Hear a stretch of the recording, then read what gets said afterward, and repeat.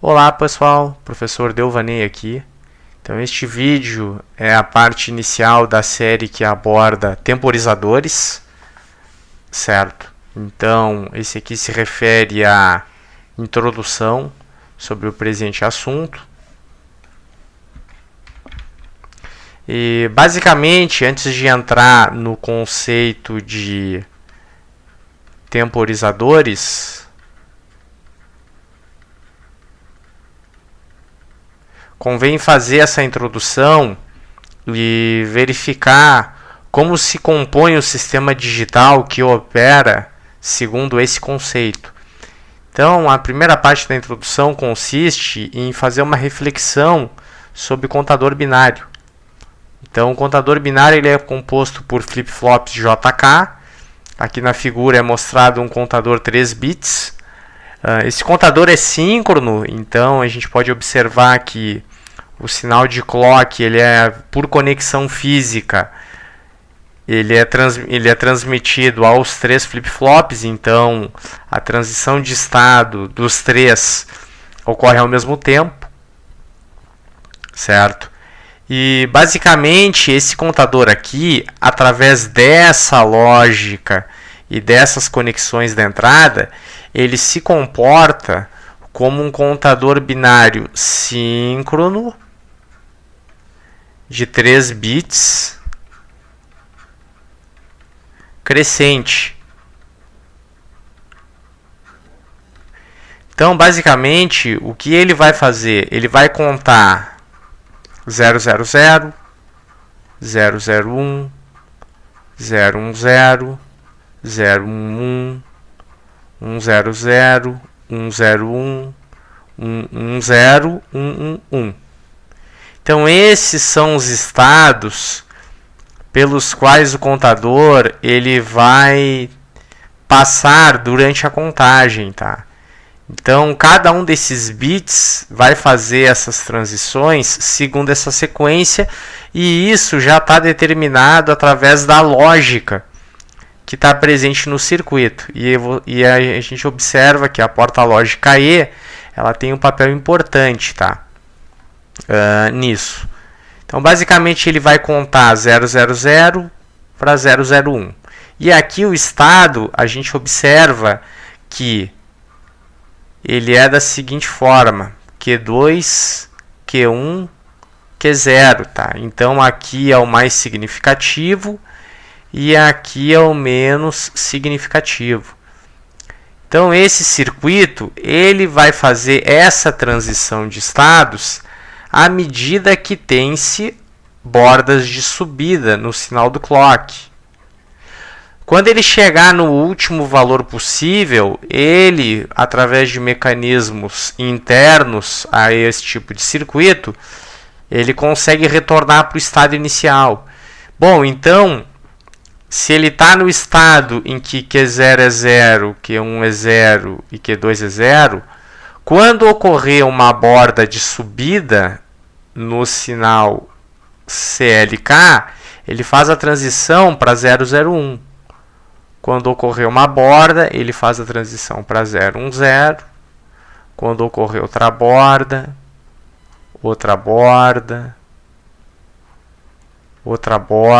e assim por diante, certo? Então, analisando os estados, é possível depreender uma informação importante, que ele conta 0, 1, 2, 3, 4, 5, 6, 7. Então ele faz esse sentido, tá? E aí a gente está considerando esses números como se fosse a conversão para o sistema decimal daqueles que estão no sistema binário, certo? E basicamente, como ele é um contador de 3 bits, é possível depreender através da análise dos estados que o número de estados que ele possui é igual a 8, em que n, que é o número de bits, é igual a 3, certo? E se a gente quer descobrir qual é o último estado que ele vai atingir, é possível obter através da seguinte equação. 2 na n-1, nesse caso n igual a 3, nós vemos que o último estado é o número 7 em decimal. Então, basicamente, o que a gente está usando é essa expressão que está aqui e ela está validada no nosso caso. Então, se for observar isso em um gráfico, considerando o equivalente em decimal, é possível depreender que esse contador ele faz a seguinte contagem no decorrer do tempo. Então, ele vai contar 0, 1, 2, 3, 4, 5, 6, 7. Chegou em 7, ele vai repetir a contagem. E aí vai continuar 0, 1, 2, 3, 4, 5, 6, 7. E assim sucessivamente, tá? E aí a gente observa que aqui é o 0, 0, 0, aqui é o 1, 1, 1, e cada um desses estados está definido na máquina de estados desse contador, certo? E a gente observa que ele é crescente. Então, aqui no gráfico, é uma forma diferente de enxergar essa informação. E, bom, essa transição que está aqui, essas transições, do que elas dependem? Elas dependem da ocorrência de uma borda de subida, certo? Então, tem que aplicar aqui na entrada um sinal de clock. E desse sinal, toda vez que ocorrer uma transição do nível lógico 0 para o nível lógico 1, vai desencadear uma transição nos estados do contador.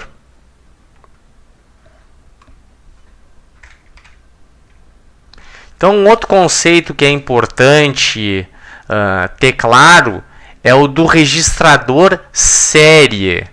Então, o registrador série, ele não deixa de ser um contador também, mas ele é denominado assim porque esse em específico, essa dedução veio do conceito de registradores, mas isso aqui também pode ser considerado um contador, tá? Então, basicamente, aqui nós temos o sinal de clock e nós observamos aqui a lógica é tal que a transição, a mudança na saída, ela ocorre nessa borda de subida aqui, ou seja, em que ocorre do nível lógico baixo para o nível lógico alto. Então, se a gente considerar que esse sinal de clock está sendo aplicado somente nesse flip-flop, nós observamos que aqui vai ter uma diferença. Por quê? Porque o sinal de clock do flip-flop mais à direita, ele vai sempre depender do anterior, tá? Que é o que a gente enxerga aqui na figura. Então, esse aqui, ele opera de forma assíncrona. Certo? Então, se a gente considerar esse primeiro flip-flop, nós temos da tabela verdade J, K e Q0, e sabe-se do conceito de flip-flop que quando J é igual a K e ambos são igual a 1, o valor da saída é igual ao complemento do valor atual. Então, se o valor atual é igual a 1, o valor futuro vai ser igual ao complemento de 1, ou seja, vai ser 0. E a recíproca é válida, então ele vai fazer o toggle. Ou seja, ele vai inverter o valor que está lá na saída. E com isso, nós conseguimos construir essa forma de onda, tá? Então, se a gente considerar que o estado inicial é 0, toda vez que ocorrer uma borda, ele vai inverter esse estado. Então, o efeito disso, quando submetido a uma sequência de bordas de subida, é que ele vai se comportar dessa forma aqui. Ou seja, vai ser uma onda quadrada que vai ter um período t. Agora, é importante observar que o complemento dessa forma de onda é conectado ao sinal de clock. Então, quando nós temos borda de subida em Q0, equivale a dizer... Então, se a gente tem uma borda de subida aqui, equivale a dizer que a gente tem uma de descida aqui. Por quê? Porque é complementar. Então, agora, se a gente observar só as bordas de descida... Opa! Ali é subida. Então, se for observado agora só as bordas de descida, será observado, e considerando que Q1 começa com nível lógico 0, nós observamos que nesse instante aqui, ele faz uma transição. Nesse instante aqui, ele faz outra transição. E nesse instante aqui, ele faz uma transição. E aí observem que aconteceu algo um pouco diferente agora. Por quê? Porque se a gente observar do ponto de vista do período, nós temos que o período dessa forma de onda, agora ele ficou maior. Então, basicamente, se a gente observar a forma de onda aqui em cima, nós podemos concluir que o período dessa forma de onda verde é 2 vezes o valor do período da forma de onda de Q0. E aí agora nós observamos que o complemento da saída Q1 está ligado no sinal de clock do flip-flop 2. Então, como isso aqui está invertido, a gente considera que a borda agora é essa que está aqui, ó. Tá? E aqui na frente vai ter outra borda também. Então, se a análise for feita considerando que Q2 também inicia com estado inicial 0, ele vai fazer uma transição aqui e ele vai fazer uma transição daqui a alguns pulsos de clock, tá? E aí o que a gente observa? Que o período dessa forma de onda aqui, ele vai ser maior do que o período da forma de onda de Q1 e de Q0. Então, da literatura, e pode ser estendida a análise, a gente vai observar que o período dessa forma de onda aqui vai ser 4t. E se tiver um Q3, ou seja, adiciona mais um flip-flop conectado aqui, a gente vai observar que o período vai ser 8t. Então, o que a gente pode concluir é que nessa estrutura, tá, o período é múltiplo de 2, são múltiplos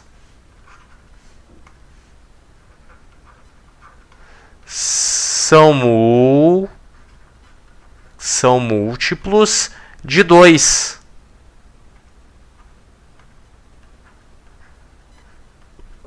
Certo? E basicamente, o que está acontecendo com a frequência aqui? A frequência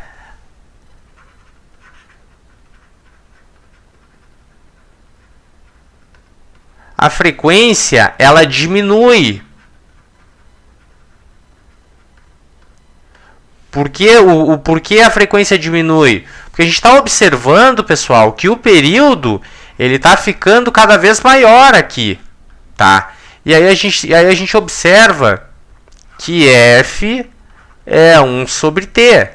Então, se o período aumenta, a frequência ela é inversamente proporcional, ela vai acabar diminuindo, certo? Então, qual é a finalidade desse circuito aqui? Ele opera como um divisor,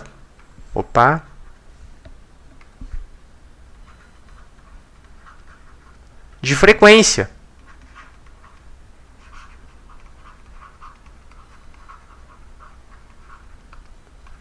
E como é que ele divide a frequência? Ele divide por múltiplos de 2.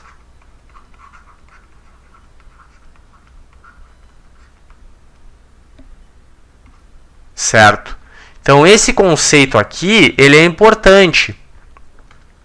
E aí agora, uma vez que foi feita essa reflexão sobre esses dois conceitos, nós podemos unir os dois conceitos e esse é o conceito fundamental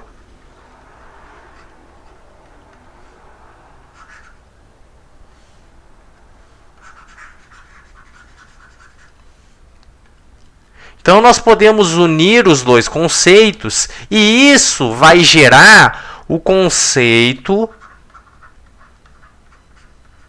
fundamental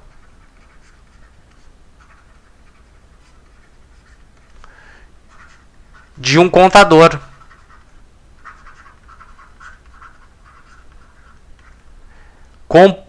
No contexto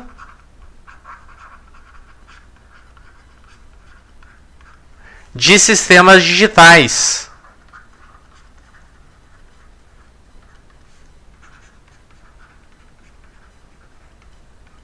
Então, bom, por que no contexto de sistemas digitais? Porque aqui está se propondo algo mais complexo e que de fato vai ser implementado nas aplicações domésticas, industriais e na academia de uma forma geral, certo? Então, esse conceito que está aqui é o conceito fundamental de um registrador. Esse que está aqui é o contador que foi explorado anteriormente. Então, a união desses dois, considerando agora que nós estamos conectando aquelas formas de onda que possuem frequências distintas, certo? Então, ao manipular a entrada de controle do multiplexador, nós estamos fazendo o que com o contador? Nós estamos variando a frequência, ou seja, a velocidade com que esse contador muda de estados. Então, basicamente, essa aqui é a estrutura fundamental de um contador. E aí observem que agora a gente está considerando que o contador ele tem mais de 3 estados. Aqui são 3 bits. E aí essa estrutura, à medida que a gente deseja operar com uma frequência maior, é necessário conectar mais flip-flops aqui para aumentar esse divisor de frequência. Mas essa é a estrutura fundamental de um contador, de um temporizador. É um dispositivo que efetua a contagem em uma determinada frequência, sendo que o usuário, de forma oportuna, modifica tanto a contagem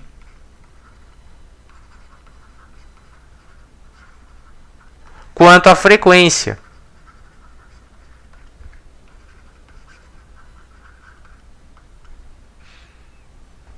Certo? Então, basicamente, nos dispositivos envolvendo microcontroladores de uma forma geral, os contadores eles possuem 16 bits ou 32 bits. E eles também possuem 64 bits, certo? Então, aqui na introdução, a gente vai mostrar a ideia para o 16 e para o 32, mas no decorrer dessa série vai ser explorado o de 64 também. Então, do conceito lá de contador fundamental, se o contador fundamental possui 3 bits, então ele conta de 000 até 111. Só que agora a gente está falando num contador que possui 16 bits. Então é natural a gente concluir que ele vai contar de 0x00 00 até 0x FF, FF. E aí observem, fiz questão de utilizar sistema hexadecimal. Por quê? Porque a gente pode representar esse sistema em decimal, esses estados, vai ficar o seguinte: 1, 2, 3, 4. 1, 2, 3, 4. Então aqui tem 8 bits. Aqui tem 12. Aqui tem 16 bits. E aí a gente tem que repetir aqui o último estado. Observem que representar 16 bits, representar os estados, já ficou extenso, já ocupou bastante informação, já ocupou bastante tela. Então não é desse jeito que a gente opera. Agora, imagina representar 32 bits. Começa a ficar cada vez mais difícil, tá, pessoal? Então a gente observa que agora o sistema hexadecimal, ele é atraente. Por quê? Porque cada zero desses aqui representa 4 bits. Então se a gente considerar agora o contador de 32 bits, seguindo a mesma lógica, é possível concluir que ele vai contar de 0000, aqui tem 16, aqui vai ter 32, até 0x, aqui tem 16, aqui tem 32. A literatura, ela costuma colocar ponto aqui, certo? Para facilitar a leitura. Então, quando se enxerga essa informação, está querendo dizer o seguinte: se for recorrer à representação que foi feita anteriormente, quer dizer que esse contador, o primeiro estado dele vai ser o 0x, 1, 2, 3, vai ser o 0x, 1, 2, 3, 4, 5, 6, 7, 8. Esse aqui é o de 16. E o último estado vai ser 0x, FF, FF. Quando o contador é de 32 bits, se pressupõe que ele vai contar 0000, 000, até 0x, FF, FF, FF, FF. E aí observem que fica mais complexo agora deduzir qual é o último estado que ele vai percorrer. Então, aquela equação que foi deduzida no início, ela é útil, porque a gente pode fazer 2 na 16 menos 1 para saber esse estado, que isso aqui convertendo em hexa fica igual a 0xFFFF. Da mesma forma, 2 na 32 menos 1 vai retornar esse resultado que está aqui. Então, qual é o conceito de contadores para sistemas microcontrolados? São dispositivos que eles possuem essa capacidade aqui. Ou seja, eles ficam fazendo transição de estados e quando eles chegam no último estado, eles repetem. E lembrando, eles fazem isso de forma independente, segundo uma base de tempo, certo? Que o usuário ele vai poder escolher.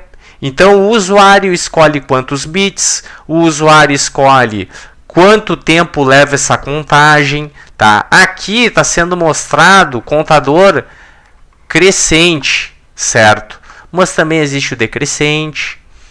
Mas esse aqui é o conceito fundamental e as principais informações para entender qual é a finalidade de um contador.